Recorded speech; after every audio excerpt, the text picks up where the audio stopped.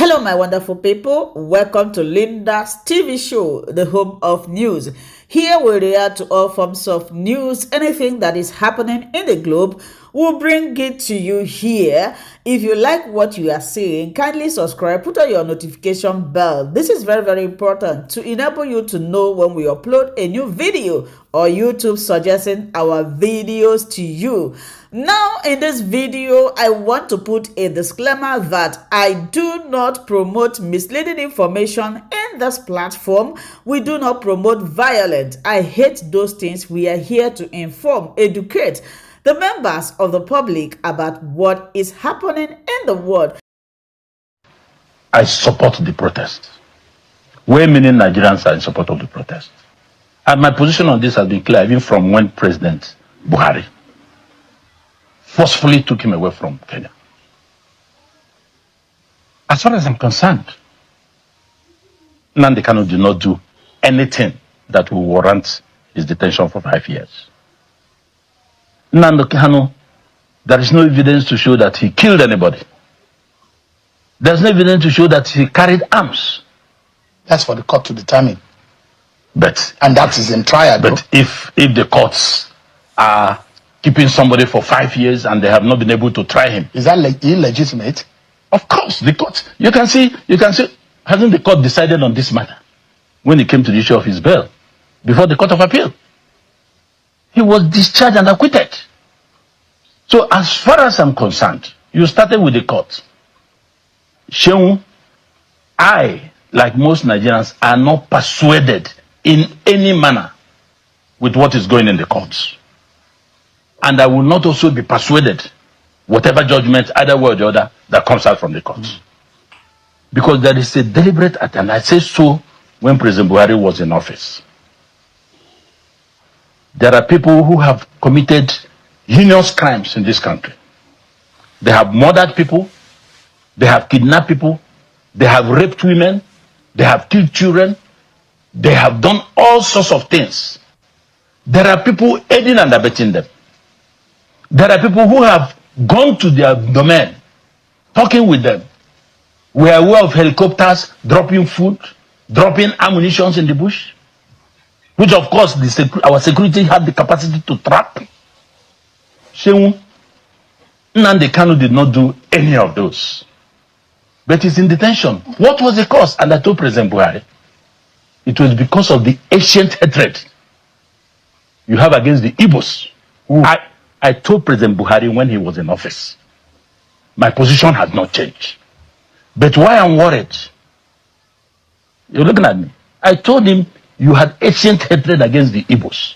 That was why he kept Nnamdi Kanu there.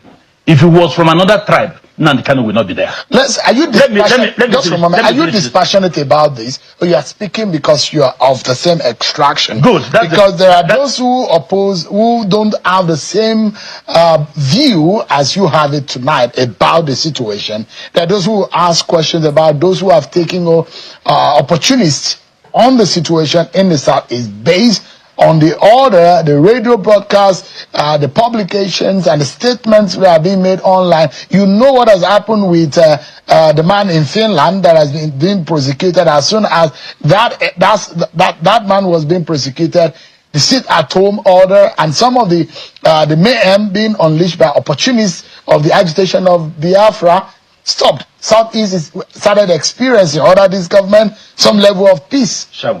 Sheung. What I'm saying, I said it to a sitting president. Whether people agree or not, Sheung, you know those that loves you. You know those who hate you. It's not because I'm Igbo. I would have taken the same position if a Yoruba man or Fulani man was involved. My patriotism has no limitations. What do you think that the government of the day... So apology. What do you think the government of the day who felt that a region consisting of 5 states is under consistent attack, is in distress and is insecure based on the action and the statement of one person? What do you think they could have done differently? You see the matter? President Tinubu did not cause this problem. He inherited it. President Tinubu has no hand in the detention of Nnamdi Kanu. But what is curious is why he has not taken steps to get him out. He has no hand. He didn't take him there. As a lawyer, as a lawyer, you think how easy would that be to establish a non-policy on a matter of national security? What is the national security? These are things that people manufacture to justify their positions. Nnamdi Kanu is facing one of the highest criminal offenses, and that is in what? the land. And that is what? Terrorism charges against him. Can you define terrorism? No, that's what for the courts keep telling. No, that's what I'm saying. That's what I'm saying. And all the others, all those people that did all the things I aforementioned, none was charged of terrorism. I have explained to you, Nnamdi Kanu has the right to demand peacefully for anything for his people. I am not saying because I'm from there. And that was why I have said it before you. President Tinubu, get him out of this. He has no hand in it. But he should have, he's in a position to rectify it. He knew the truth. Why has he not done so? You see, people are talking about some interest group. People are saying, don't release him. It will disbalance this, disbalance that. The truth is that Nnamdi Kanu, as we said that time to President Buhari, go and discuss with Nnamdi Kanu. You don't have to look for him in this manner. This is somebody, look at what is happening today. He did not talk to anybody. If he was outside, they say he has sponsored everybody. Okay. Showore that is taking this thing on his own now, based on his struggles. He's not an Igbo. You were not able to tell Showore this because he's not Igbo. If it was Dawanya, we say, hey, he has come. So we should forget about all these mundane issues and considerations. What is bad is bad. What is not good must be condemned no matter who is involved. President Tinubu, yes, we agree there are some people in the southeast who do not want Nnamdi Kanu out. Really? There are people like that? I can say it authoritatively. Who are those? There are some top businessmen who are involved in businesses in Abuja, oil and all that. There are some top politicians who are of the view, and which is correct, that if Nnamdi Kanu comes today, there are people whose political career will come to an end permanently without him saying a word. Nnamdi Kanu has been loved by the people. It's like when they were chasing Fubara. You heard me say so here. I told President Tinubu, if the issue about 2027, the person to do business with is Fubara. Are you seeing what is happening there now? They have loved him, they have loved him. Organic support. Nnamdi Kanu need not talk to anybody. That was why I'm sure that is the pressure that the president is having. But the president is number one. He is the president of Nigeria. And he's the only person that can say, stop, it will stop. You don't have to take everything that everybody puts to you, hook, line, and sinker. When the issue started with this insecurity in the southeast, they raided the prison. We came out to say, no, this was not our deeds. Those people were imported. Security came back to realize it. But what happened next? Because they have been exposed, they decided to recruit urchins, non-educated people, people that are not skilled. Locals started training them. Are you an IPOB apologist? No. Look. I don't expect you to. Are you a believer? No. I don't expect you to come to that question because you know that I believe in Nigeria. But I'm asking you, you might have your. You might have no. You might have apology for the struggle of Biafra and what IPOB stands for. I am an open book. You'll always know where I am. You know the history of IPOB. I believe. You know the history of IPOB. What's the history? There are those who say legitimately it started off as a peaceful intentions or right about the agitation of the Igbo. What brought about IPOB? But what happened? No, what brought about IPOB? Chenwu, you have a region that has been marginalized. They've been crying for marginalization. It wasn't during the time of President Buhari. President Tinubu has tried to do one or two things, put some infrastructure, move some money there. You say you don't want them. Shehu, you say you don't like me. You say you don't want me. Okay, allow me to go home. You say I will not go. One must give way. It's either you bring me at the center or you let me go. We should stop pretending in this country. That is what we are talking about. The people are saying they are marginalized. What is marginalization? Can you mention one thing that... Let's look at your dictionary. No. Say, well, you know. In practical terms. I'm coming. Yeah. There are no federal presence in the southeast. The little we are having now is under Tinubu. Cease. None. No good roads. No infrastructure. You borrowed money. President Buhari borrowed money to build rails up to Mali, another country. None crossed the southeast. But we are paying the loan back. We are part and parcel of repaying the loan. And you say it is justice. They have the right to protest. You can't beat and flog a child. You still stop the child from crying. What would have been the child must cry? What would have been the best way to handle that situation? The best way is for President Tinubu to sit down, look at the whole thing, find a way to balance these things, bring in Nnamdi Kanu out, go and do business with Nnamdi Kanu. Nobody else can do that, apart from the president. If you subdue this one, expect it again and again and again. You cannot run away from it. Nnamdi Kanu committed no crime. Nnamdi Kanu did nothing. He did not kill anybody. He did not move arms. It's not for you to decide. The matter is in court. The truth is naked. I don't need to. The truth is naked. It is not for you. As a lawyer, let me tell you. You are a servant before the temple of justice. Let me tell you. And you know what it means when a matter is before the court. You cannot say Nnamdi Kanu did nothing when the court is still assessing and trying the matter. It will reach. No, you are wrong. You are wrong. You are wrong. On that note, you are wrong, sir. No, sir. You are wrong on the note to say. It's a matter of law. It will get to this. It's sub judice for you to say. In this country, yes, sir. When people will stop listening to what you are talking about. Let me tell you an experience I had in 1992. I was in NIPS. Part of the programs in NIPS is you have local tours, African tours, and outside tours. My group went to Kano, Imo, then Cameroon, then Brazil. Was it Brazil? Brazil, yes. When we got to Cameroon, the chief of army staff, General Mwampi, was given instruction by this Pobia on certain things. Commander-in-Chief, he said, Mr. President, this order is illegal. I will not obey it. In Cameroon. And I'm ready to take the consequences. That thing was boiling before we left for our foreign tours. It will get to a point in this country, unless we redress judiciary, we redress what we are doing to Nigerian people will start taking the laws into their hands. Just for a moment, sir. The reason why I said you're wrong, sir, and you are a very senior lawyer, you know that when a matter is yet to be decided before the court, you do not take it out of the mouth of justice.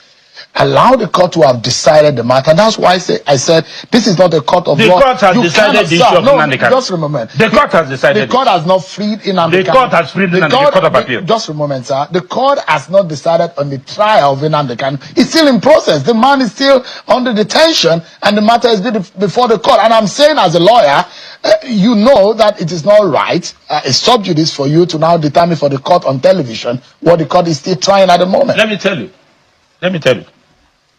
You can do what you like. You can say what you like. I have the right to say I don't believe in what you are doing. It is my inalienable right. You can even sentence me. It is my right. When I sue that everything has been compromised in this country. When nobody can get justice. Is it in election matters? And that's why there's no development. People are no longer having confidence in what should have given them the hope that tomorrow will be better.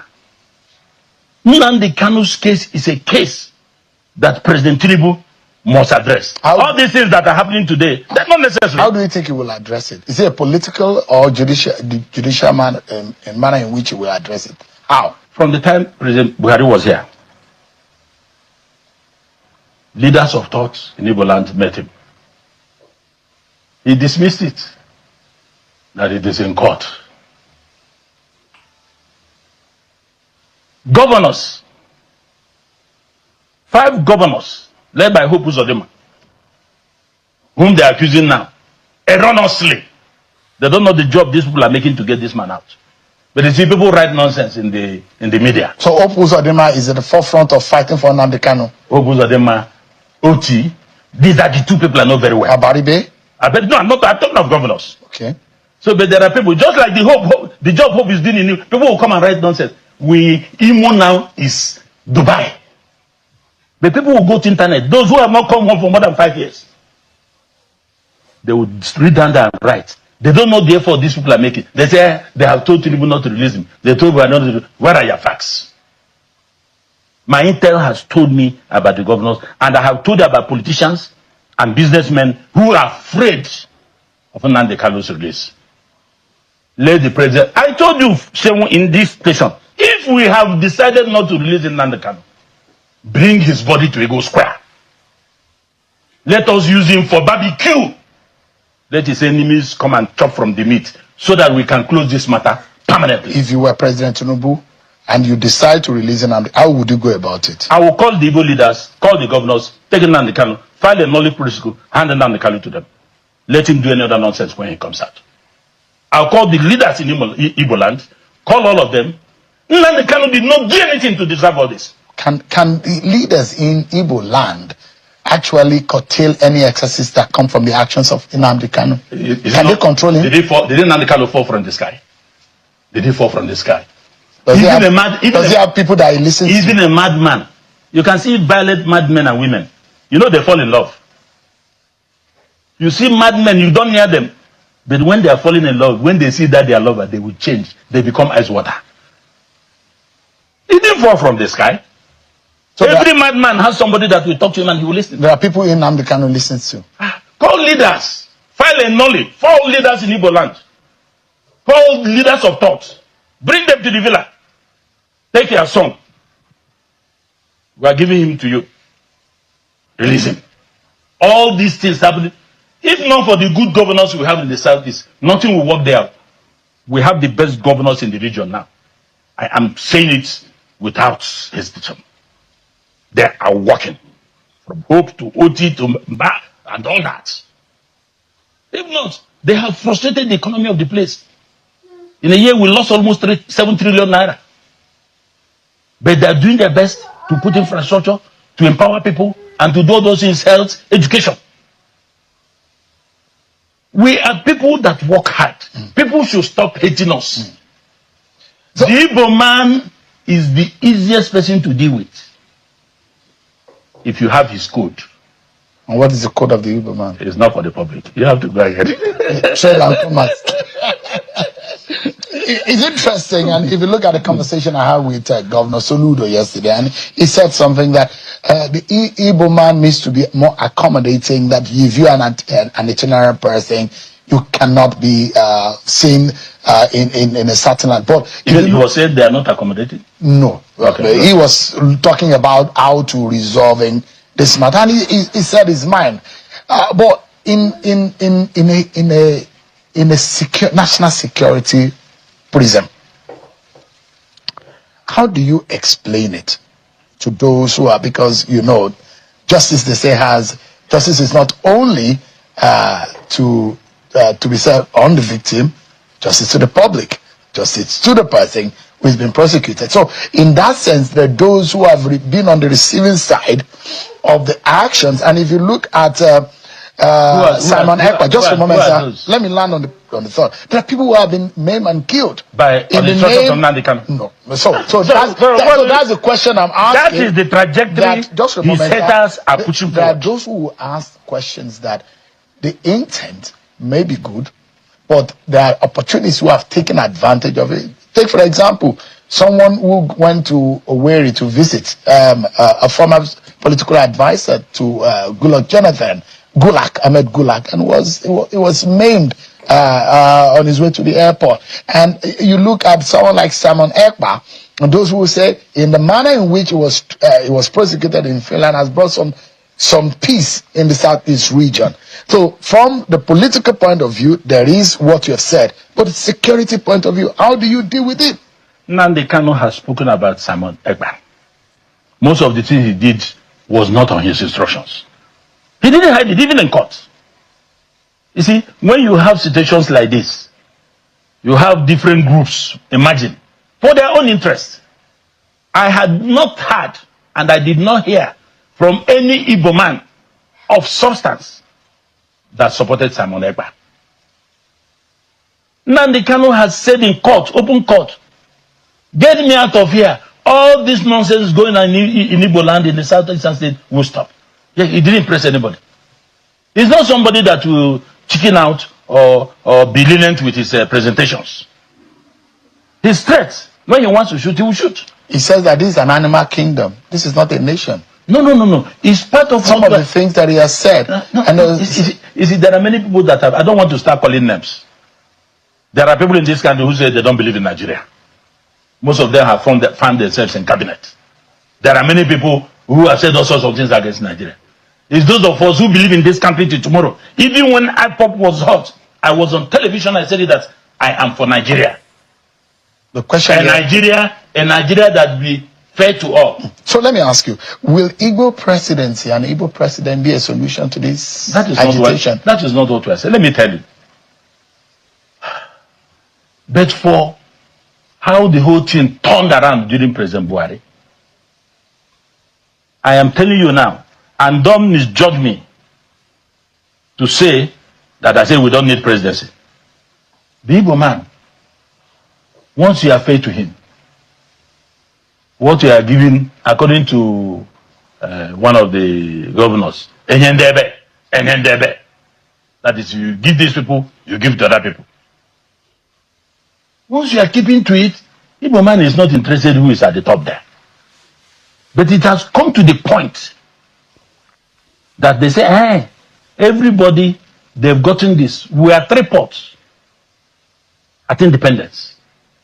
Some have gone twice, gone thrice. We have not gotten it. Do you think that we need a national reconciliation conference where the issues of Igbo land and the civil war and the aftermath needs to be addressed frontally? Do you think that politically this president can achieve that by healing the wound? I was a member of the National Conference 2014. If President Buhari had taken the report of that conference, 620 recommendations, unanimously passed, we won't be where we are today. President Tinubu would have been concentrating on advancing on that. But President Tinubu came back.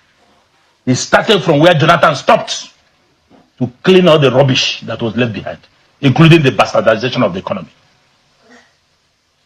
I'm not speaking for him, but I'm a realist. That is the truth. The man made a battered, destroyed economy. Hello, my wonderful people. As we have finished watching this interesting video, please, I want to see your comment, your contribution, your opinion in the comment section. Like I said earlier, let us do it constructively. Tell me what you think about this video that you have just watched, and also about the platform. If you haven't subscribed, what are you waiting for? Please remember to subscribe, put on your notification bell, share this video, and remain blessed.